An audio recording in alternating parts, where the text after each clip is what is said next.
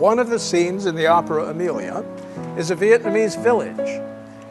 These huts have been built as flat panels. They're actually framed with steel, covered with plywood, surfaced with foam. Then the scenic artists do their magic to create bricks and stucco, tiles, which are actually foam, but they've been carved in the shape of various tiles, flat and half round, and applied to give us the look of an ancient roof. And once these are on the stage, they have to be able to move on and off very quickly for the scene changes. We only have a brief time to get them on and off, so every one of these huts, which seems quite solid, is actually on wheels and moves quite easily. The actual roofing material, as I mentioned, is styrofoam. Here we have the same material you'll find in a disposable coffee cup, and it's covered with a thin layer of fabric to make it a little more stout.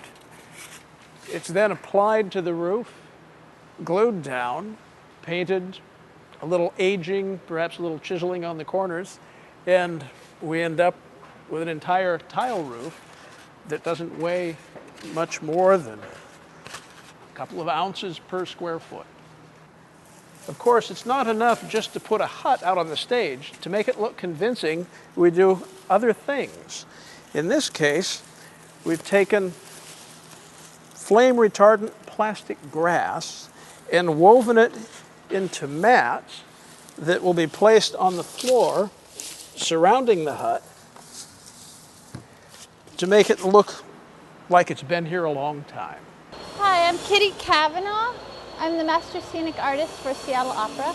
This is the image Tom provided for the North Vietnamese Valley. I started by taking a piece of acetate and placing it over the drawing and tracing the main shapes. Once I did that, we've got this result. We took this piece of acetate with the drawing on it, scanned it, and printed it out with our plotter upstairs, and on strips of paper that are about 3 feet wide, and he printed it took about 28 of them to get all the way across this image. They're about 40 feet long, and here you have the result. And you can see when it's blown up to full scale, the line, this teeny weeny little line, is very blurry.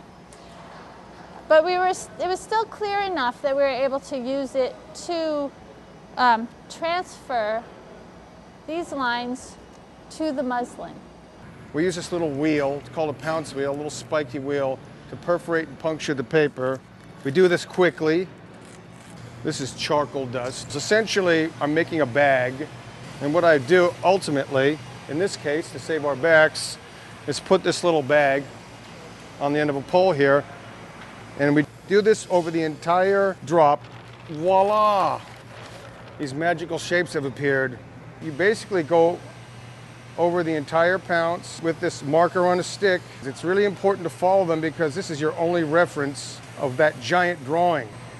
We're going to have 5 or 6 painters out there on the floor painting, and if they were using all kinds of colors available to mix the colors they needed, we would have too many disparate looking areas on the drop. And we need that to remain consistent, so we've limited the palette, and all the colors need to be mixed out of the basic 8 colors that we've chosen. I just mixed those 8 colors together to see if I could come up with something ugly, and I couldn't. They're all really beautiful colors that work with the image. Generally speaking, what we do is we mask with a sand-like material. In this particular case, this is made of ground corn cobs, which does not leave residue and balances the water that goes on it. The parts that I've masked here are the areas where some of the whitest whites are. And basically the process is you start with your purest whites, because the white of the drop itself is the only white that you can have. And then you do a pass with a spray with diluted dye, and then a little more sand, a little more sand. So in this particular case, in areas like this where there's still some light that would be, and you want to bring it more to this darkness, you just add more of the sand over it, And then when it's all done, this is the gratifying part. You sweep it away. This is Keith Lehman. He's one of our scenic artists, and he's working on the tree. He's got brushes stuck into the ends of bamboo poles, and you get a surprising amount of control once you get used to painting with a stick. Every once in a while it's nice to go up in the lift and back away from the drop and get the big picture view of it. And sometimes you've been down here working for hours and you go up there and it's really pleasantly surprising because it just all starts coming together.